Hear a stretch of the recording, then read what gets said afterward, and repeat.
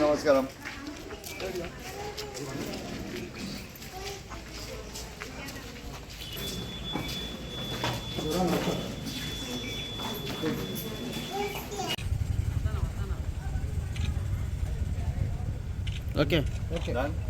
మిత్రులందరికీ కూడా నా నమస్కారాలు.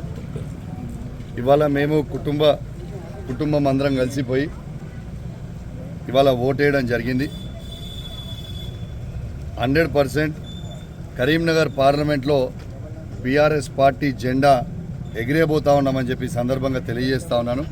ప్రత్యేకంగా హుజరాబాద్ నియోజకవర్గంలో 30,000 మెజార్టీ దాటబోతా ఉంది బీఆర్ఎస్ పార్టీకి. అసలు అద్భుతంగా ఏ గ్రామాలలో ఫోన్లు చేసినా సార్ మేము 100% ఈసారి కేసీఆర్ గారు బలపరిచిన వినోద్ కుమార్ గారికి ఓటేస్తున్నామని ప్రతి ఒక్కరు కూడా చెప్పడం జరుగుతూ ఉంది. చాలా సంతోషిస్తూ ఉన్నాను. సర్వే రిపోర్ట్లు కూడా చాలా పాజిటివ్గా ఉన్నాయి.